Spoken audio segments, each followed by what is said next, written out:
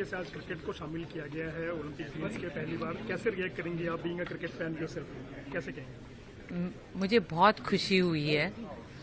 आज का दिन बड़ा हिस्टोरिक है। ये इंडिया के लिए भी नहीं बट सारे साउथ एशियन कंट्रीज के लिए बहुत ही बड़ा डिसीजन है। मैम 2036 का समर ओलंपिक्स हम होस्ट करने की तैयारी कर रहे हैं, पीएम ने अनाउंस किया है, और 2030 में यूथ गेम्स की भी हम तैयारी में है। ये कितना बड़ा है इंडिया के स्पोर्टिंग प्लेटफॉर्म के लिए? ये तो बहुत ही बड़ा है, क्योंकि अपने सब बच्चे अभी स्पोर्ट्स में लग जाएंगे and to channelise their energies in sport, there is nothing better than that.